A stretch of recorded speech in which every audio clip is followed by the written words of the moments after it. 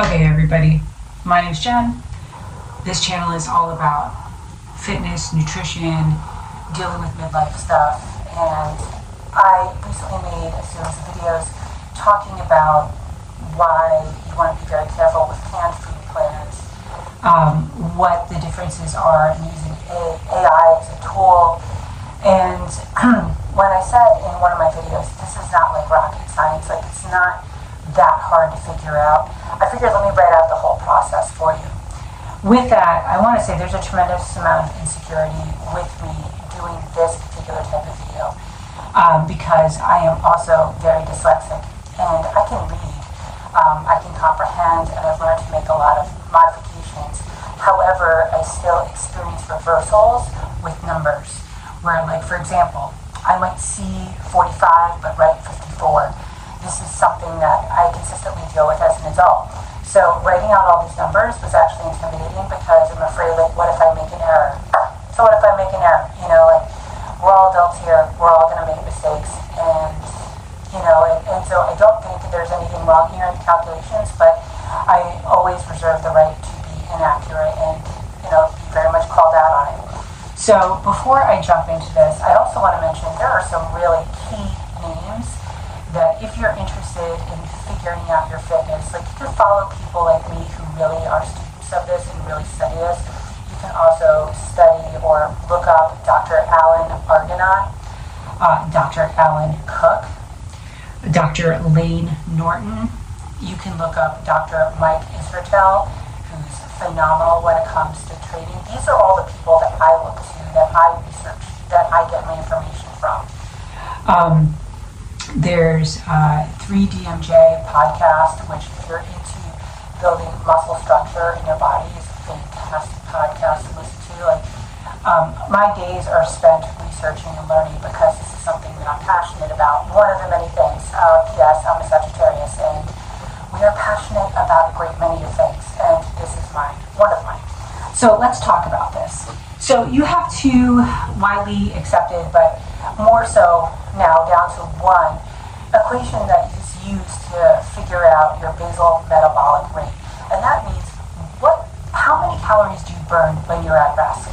When you're not doing anything, when you're just sitting on your butt all day, if you were not to move, how many calories are you burning in your body? Now, this is really good information for us to have because we need to know what your baseline rate is before we can either, you know, add to for your activity level or figure out where your deficit is, where we can start a deficit, which means you're dieting, you're in a caloric deficit.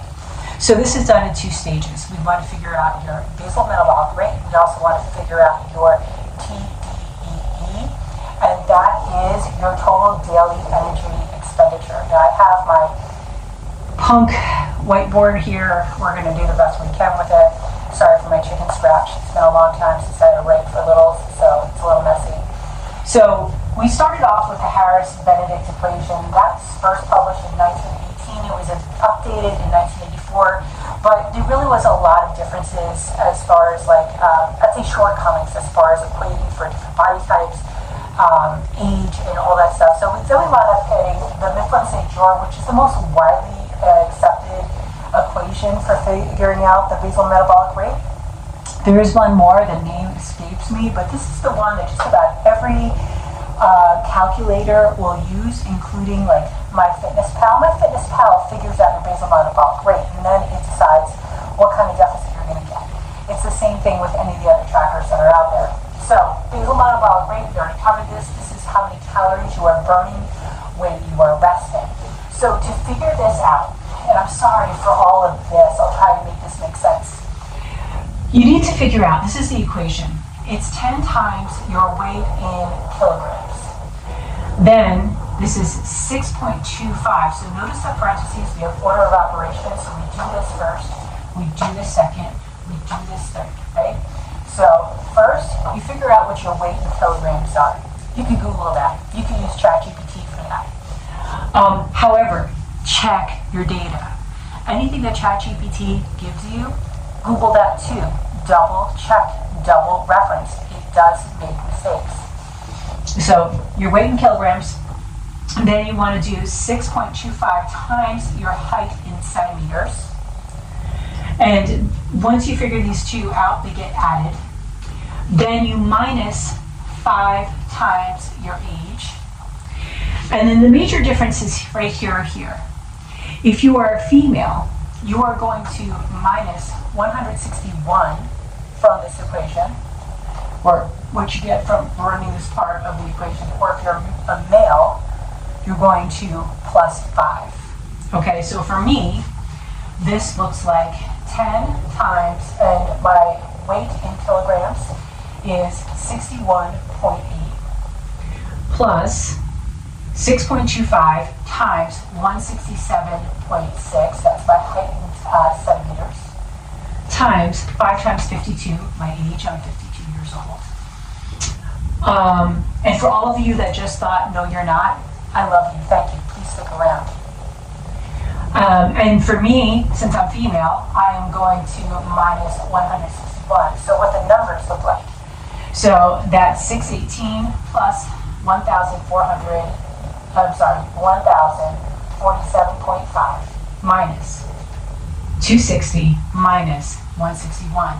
So that should bring me in at a basic basal metabolic rate of 1,244, I almost said dollars, 1,244.5. So that's my basal metabolic rate, basically meaning that if I were to do absolutely nothing, that is what this equation is saying my caloric burn is when I am at rest. Now, one of the things that this leaves out, we need to fill in with TDEE, right?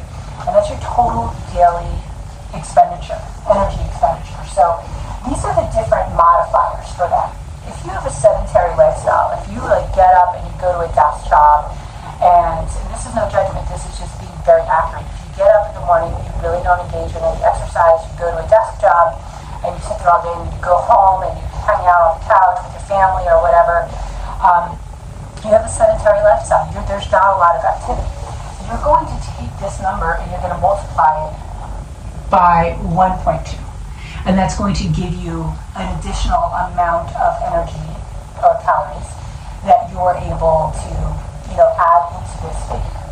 If you're lightly active, so lightly active, you go for walks a few times a week, maybe, that's pretty much it. Like you're pretty much a walker, right? If you're lightly active, that figure changes to you're multiplying this by this. If you're moderately active, and here's where we always have to find nuance, right? And if you're using AI to do this, AI is not going to find nuance for you. That's where you have a person help you figure out the nuance, right? So there's nuance I want to address here. And there's nuance that I want to address also here with muscle. Okay. So the nuance here, moderately active, by definition, their example of moderately active is you work out 3 to 5 times a week, moderately active in the gym, right? Very active means that you work out 6 to 7 days a week. And you are doing, we're talking this is, very active is 6 to 7 days a week, doing hardcore CrossFit, sweat pouring off you, that's what this means. I don't qualify for this, even though I work out really hard. I'm not getting that kind of metabolic training. So I don't fit in this criteria.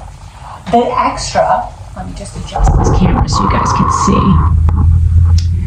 So the extra here is if you're extra super active, you're going to use a modifier, you're going to multiply this number by 1.9. Who are these people? These are your gym rats that are also UPS drivers, right? These are the people that are super active. Not only are they super active in the gym, but they have an occupation that is also incredibly active, where they're constantly on their feet. They're burning through a ton of calories. I have a friend, Noah, who's one of these people. He was trying to bodybuild.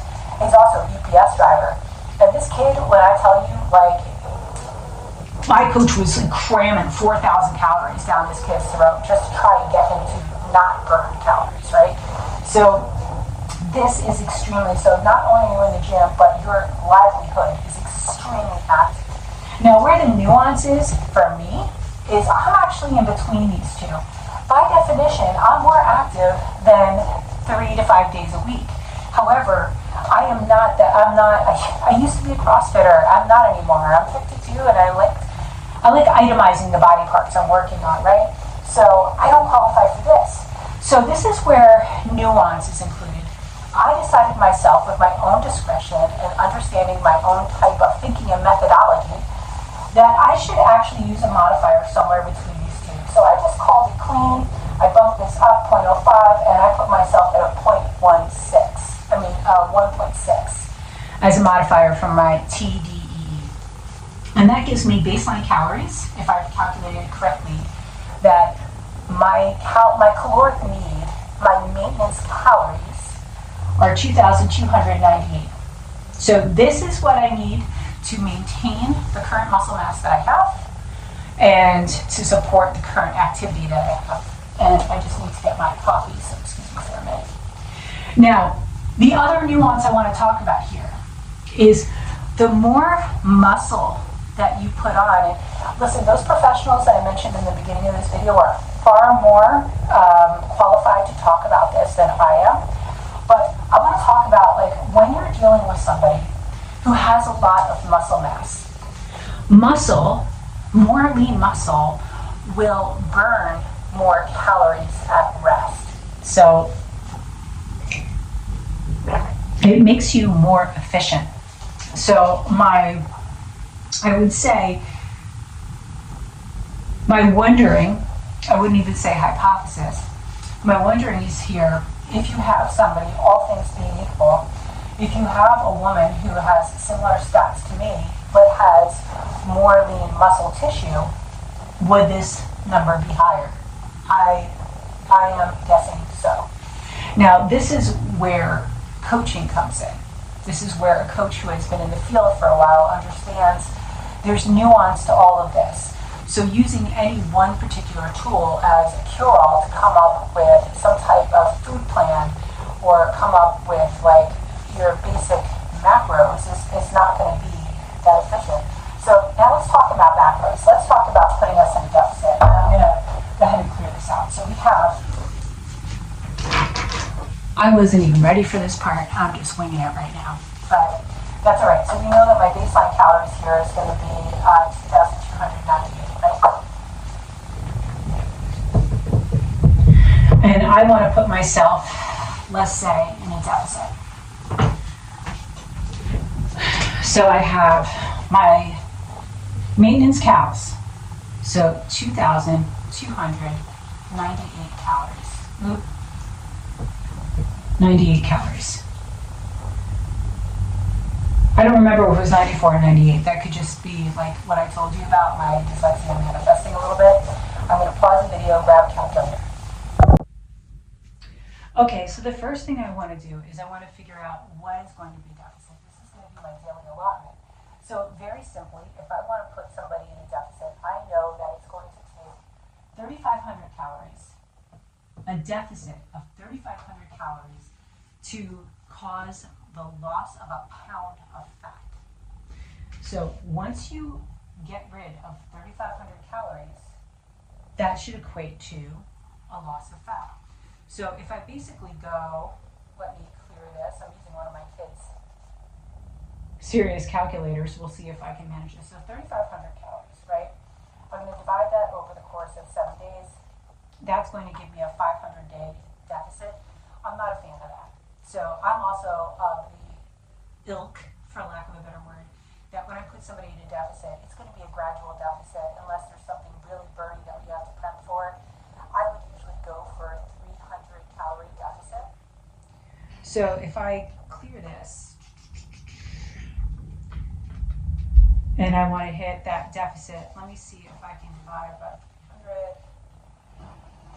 And it'll give me about 11 days at that.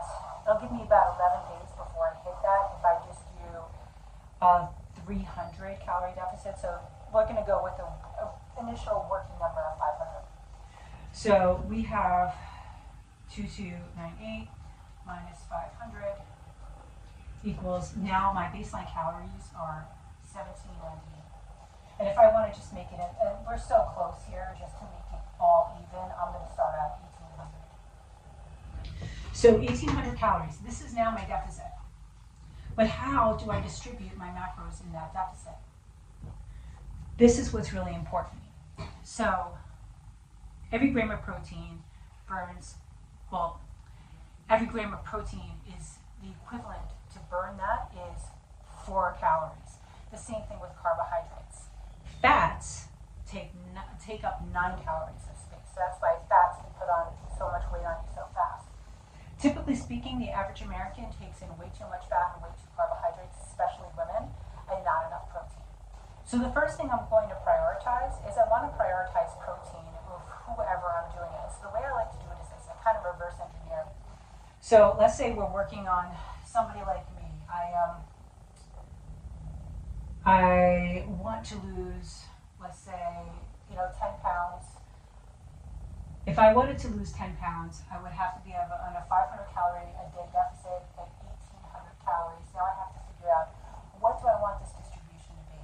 The first thing I want to do is I want to plan out my protein. So I like to go a little higher in protein, but for women, you can just simply use your weight as your protein diet or your goal weight, right? So if my goal weight is 120 pounds, I can simply do 120, and remember, protein counts for 4 calories. 100 times 4, 120 times 4 equals 480. So 480 calories is going to be protein out of this. So that means that now for me to figure out what I have to play with out of the 1,800, and some of you are doing this mental math, and I applaud you, that is not ideal. So here, that means that I now have 1320 to play with. Protein's taken care of. The next thing you want to figure out, and this is going to be is the way I do it is I figure out the fats next. We're thinking about body composition and what's going to have the best impact on the person. The higher the protein, the better, more satiated they are going to be. This is actually very conservative for me for protein.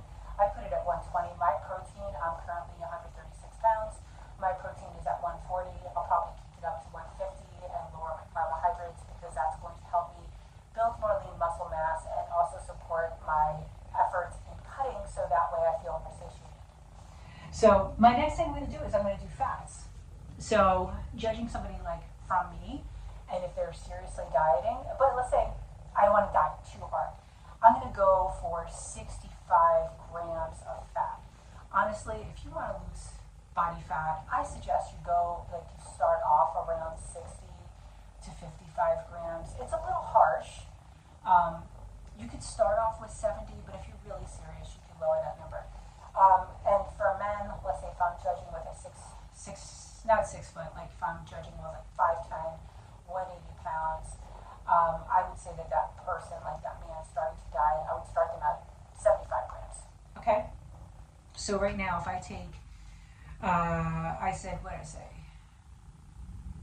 In an ideal world, I'm giving myself a lot of fat and giving myself 65 grams of fat. I'm currently on 45 grams of fat, but I just want to dream right now. So 65 grams of fat, I'm going to times that times 9, because it takes 9 calories to burn 1 gram of fat. So I'm going to times 9, that's going to equal 585. So this is my fats.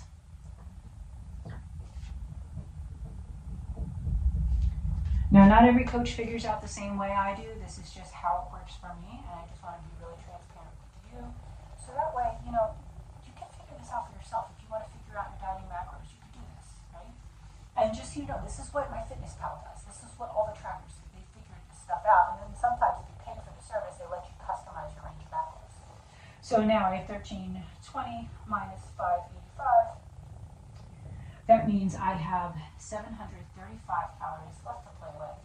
And what am I going to do with that? I'm going to divide that by 4 so that way I can figure out how many carbohydrates I need. So divide by 4. Great, clear. Kens, stop looking. My dog's licking the window. Stop. Weirdo. Okay.